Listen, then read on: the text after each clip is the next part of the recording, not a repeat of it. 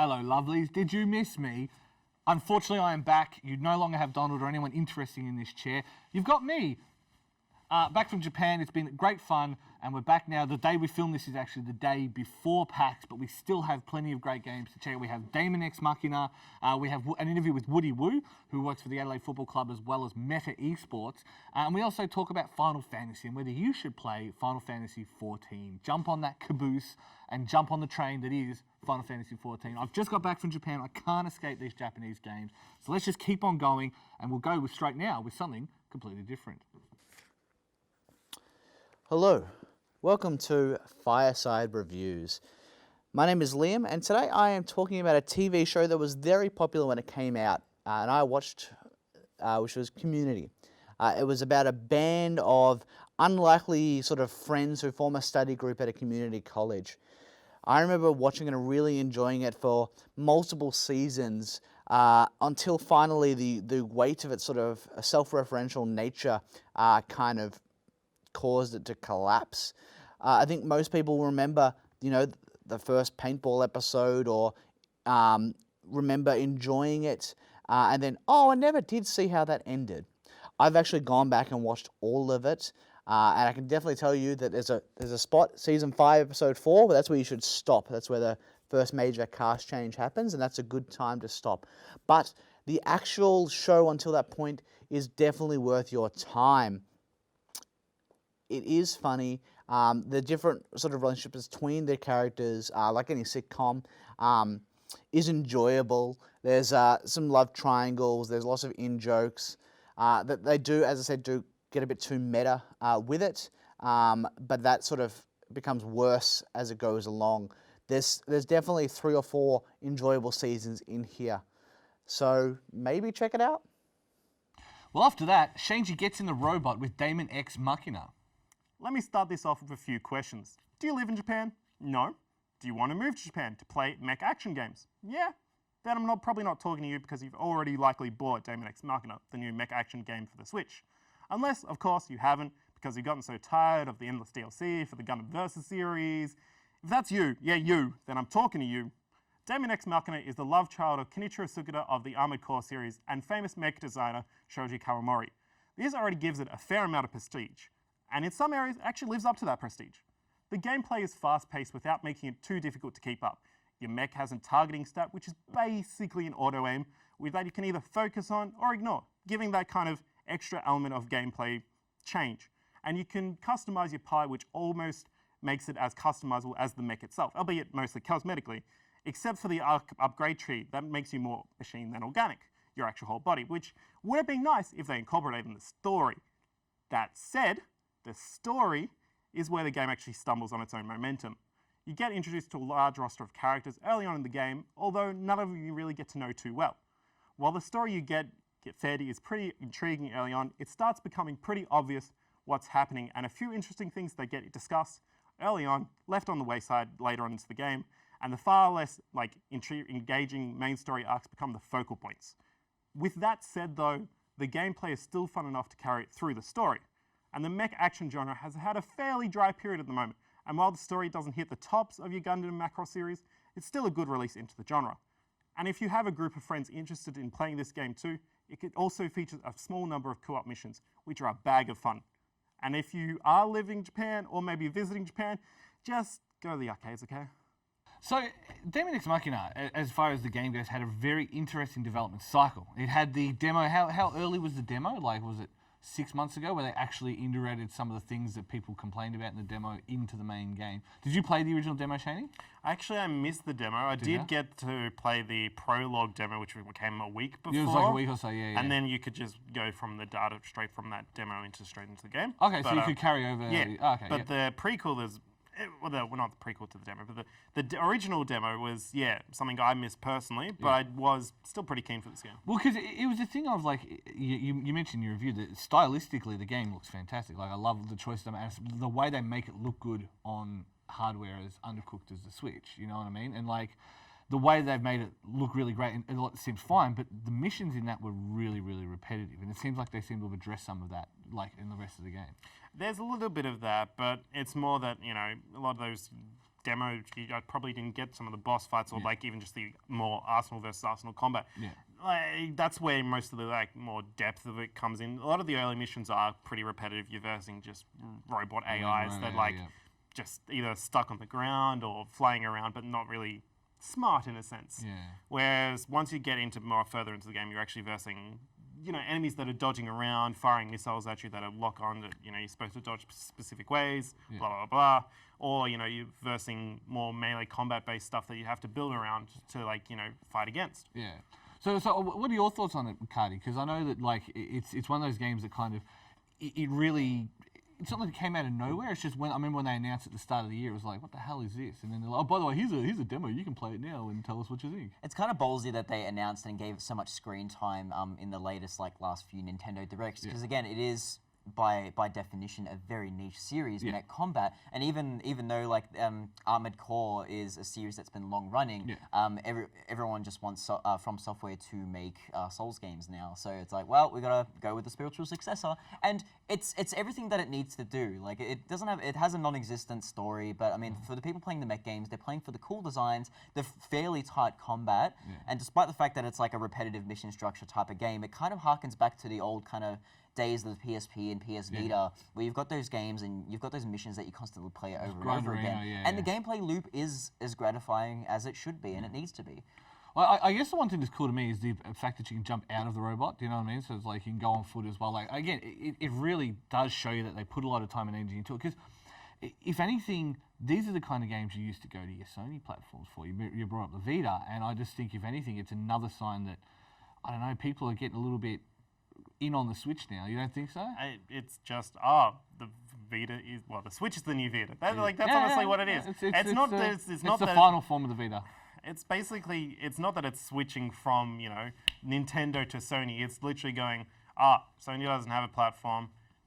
Nintendo have a platform straight for this game. This style of game, very much, you know, Monster Hunter almost-esque, but just in a mech style of game. And guess where Monster Hunter. Anyway, I mean, let's be honest. Monster Hunter has far more generous RNG, but that's not an argument we're going to get into. But I think it's a niche that Nintendo has found and Marvelous has found that needs filling. And Daemon X Machina, or X Machina, like you guys are calling it, is the perfect. Who says cross? Are they?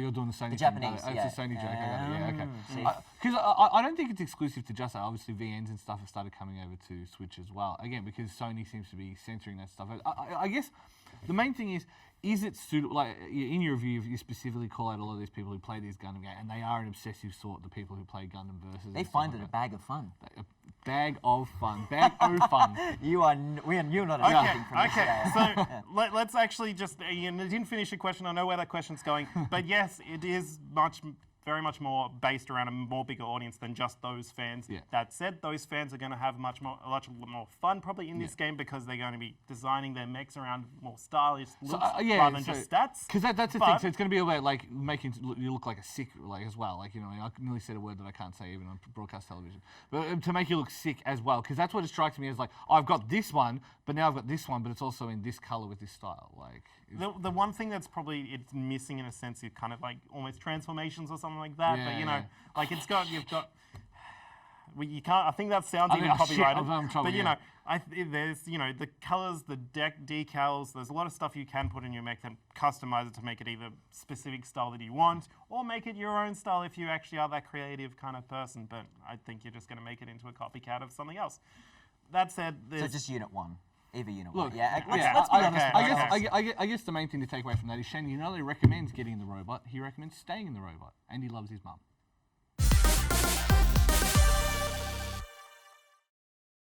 Hi, I'm Megs, and welcome back to another interview series for New Game Plus.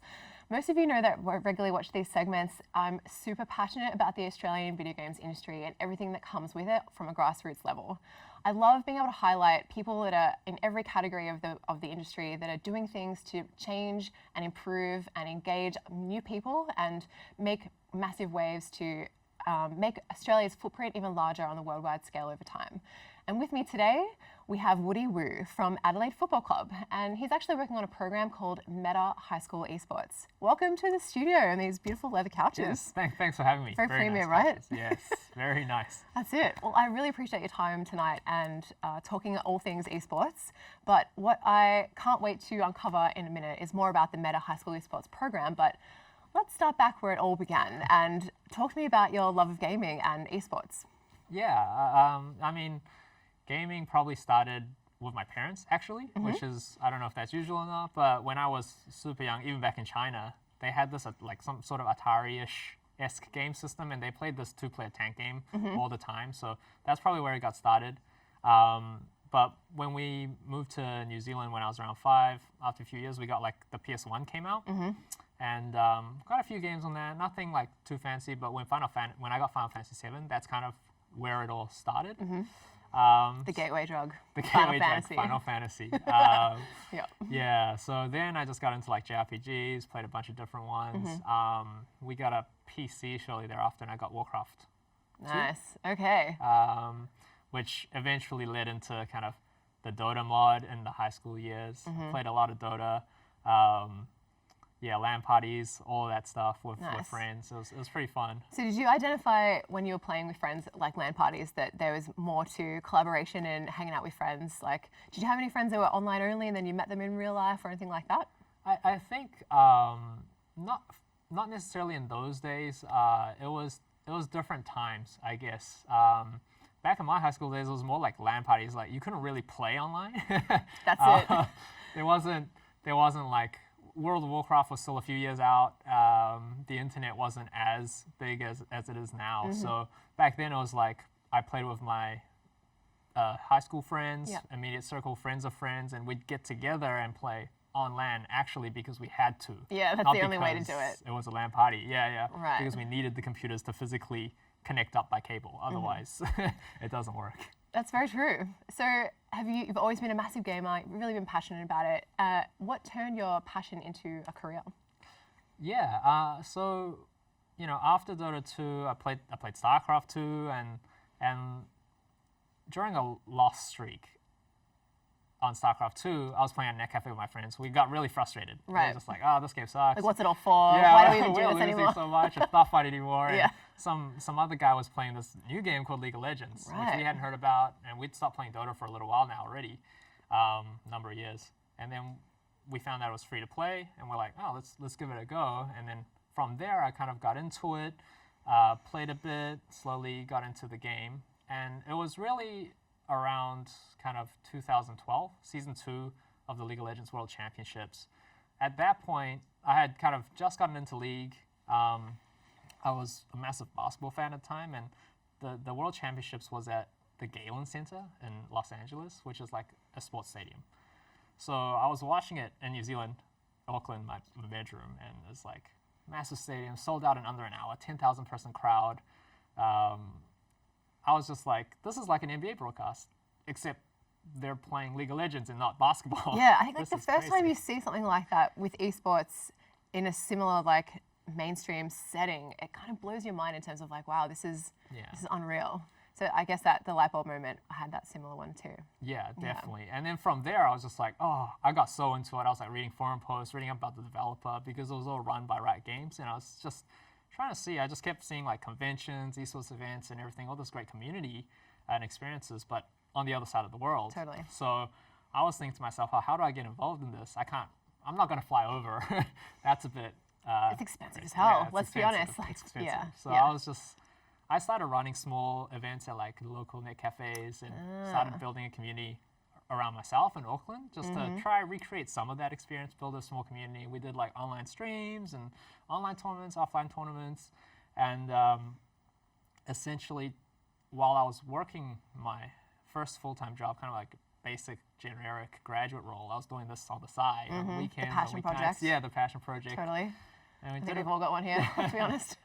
and we did it for about I did it for about a year and a half. Worked with some great friends, and after that, Riot kind of expanded to Oceania and They opened the certainly Sydney did. office. Yeah. And I was like, I got to get in there. And I, applied a few times for a few different positions. Got rejected for a few, but finally got in to one, and that's kind of how it all began. The hustle. Very nice.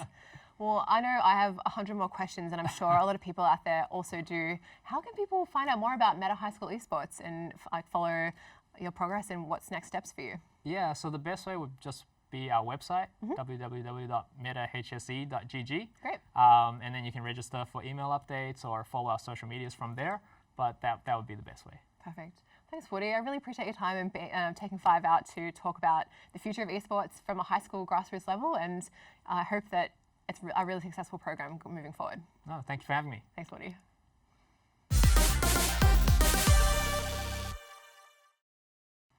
The next segment is something a little bit different. There's been a lot of games that have been released as services. It seems to have been a trend. Not sure if you've noticed, but we've decided to come into some of those games and say, hey, here's where we think you should come in, whether we think you should, whether the game's dead, whether it's time to move on, like Dota, or it's into a game that they've actually rejuvenated the series, something like, say, Rainbow Six or something like that. The game we've decided to pick for this one, Final Fantasy XIV. Now, the latest expansion was, I want to say, Shadowbringers, and Shani and Galea are going to change. Correct me if I'm wrong. No, You're correct. Good job. Yeah, there you go. I paid some attention to it. So, you've been feeding it from the start.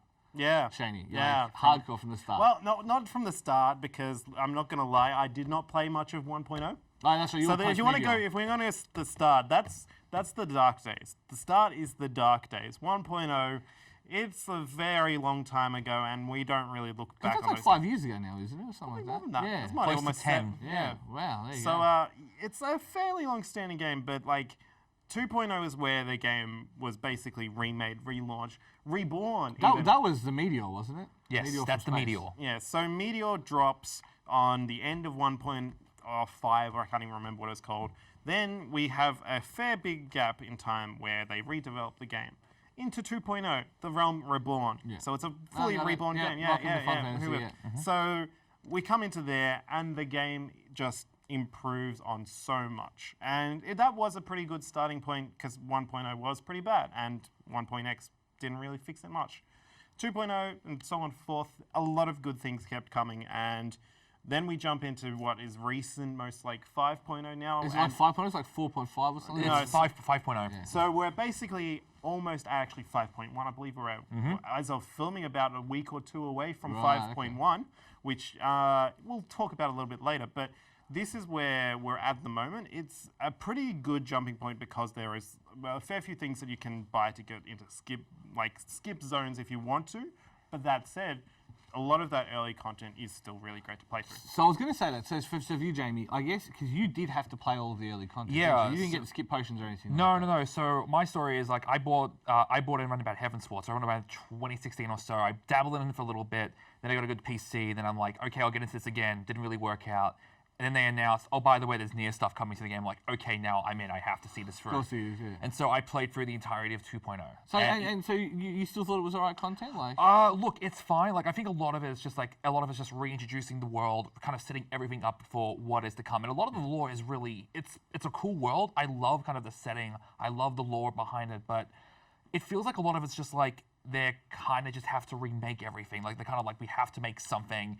And the story at times just feels like it just never really gets anywhere. And then you have, once you finish the story, you have another 100 quests before you even touch Heaven's Sword. Okay, so at the moment, I would say actually that would probably be a good point to actually do skip. Like at the end of 2.0, there is that huge block at the moment that still exists. They are actually looking. Yeah. They're talking at the moment. I think they are looking into actually shortening that those amount of in between quests. That hasn't been actually implemented yet, but as of I think 5.2 or 3 they're talking about, which is about maybe 3 to 6 months, maybe 9 months away, that'll be condensed down into much more easier experience.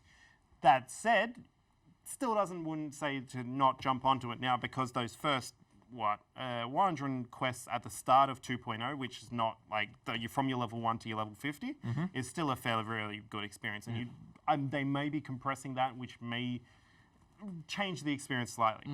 Okay, because I guess that is a question. Because any comparison that you're discussing 14, you have to have that comparison to the old guard, the World of Warcraft. The World of Warcraft, yes. So, and obviously Blizzard is so defunct of ideas that they decided let's release a classic. You know what I mean? Like, Okay, look, if we're going into that discussion, which is a whole different discussion, Classic is honestly a great idea for them because they've been failing a lot of their most retail stuff. so this is what I mean. So That's the thing. Like, so Classic they brought in, and it's what all the fans want. At the moment, like 14 is the stuff that's the new people really want. Like Yeah. the new fans, the new changes and stuff. That's where a lot of that is where the, I guess, almost core audience of MMO that has advanced moved on from Classic should probably be going to. Are they because Classic has released? Is a question. Like to me, like I just love 14 because like I play. Look, I dabble in WoW. I'm not gonna lie, but it just felt like to me like it's just old. Like it just feel like you have one race, one class, and like that's it. That is it. Whereas in 14, like I can choose to say, oh well, I'm playing a Dragoon because I'm that guy. I get bored of it. I can go play a tank. I can go play a healer. I can go just do whatever I want with it. Like I love the fact that I can. It's a lot more flexible in that regard. It is one of those things where they've built the system around making sure that you can play whatever you want to play with just one character. You it's don't like have a job system kind of thing. Yeah, right? yes. So the job system basically based off what you're equipping. So whatever weapon you're equipping, as long as you've unlocked that class and it can equip that weapon at that level. So if it's later on, you can then switch to that class. Okay. And then you then unlock advanced classes, which is you're from your Marauder to your Warrior, from Gladiator to Paladin, blah Lance blah to Dragoon, blah. so So on and so basically, forth. it's like your advanced classes, which then gain you more items and stuff, as well as like your abilities into your actual hotbar and such. So I guess the two quick ones then is if someone is new to MMOs full stop, is there some advice you'd give them coming into it? And number two, is there a class you'd recommend? Depending. Okay. So I would say that if you don't have tank anxiety, 100% go with tank, because a lot of the things that you do learn playing a tank is you learn most of the other roles. Same, you would say a little bit for healer as well. If you're playing those core ones, which honestly, yeah, they're the scary ones because your party relies on you. If you're a healer, you have to heal your tank and maybe some of your party as well. If you're a tank, you have to make sure that you're grabbing aggro and making sure no one else is being hurt, mostly, except for basically the AoE stuff that you can't dodge. Yeah. That's the core parts where you learn the most. And if you do want to jump into, I guess, the deep end and learn a lot about MMOs, go into those core roles because that's where you do learn the most experience.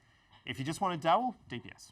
I mean, it's not much more I can add to that, but I can say, look, there's a free trial for 14, and it gets you up to, I think it's like level 25 or 30, which is level still, 30, yeah. which is still a fair chunk of that game. Yeah, it's at the moment the first, like the free trial, it's probably the best it's what has been, probably will be. Yeah. If you want to have a dabble, go for that. Fair enough. Yeah, Well, there you go. So I guess that is the contention from the boys. If you do want to jump on, now's your time. And that is the end of another episode of New Game Plus. Don't forget to check us out at newgameplus.tv on all our socials, Facebook, Twitter, Twitch, YouTube, Instagram, at New Game Plus TV. We're all there. We're all having fun. It's coming into a very busy time of life. It's lots of video games coming out, so we'll try and cover as much as we can. We'll keep going through till Christmas. Join us. 300's coming up very, very soon.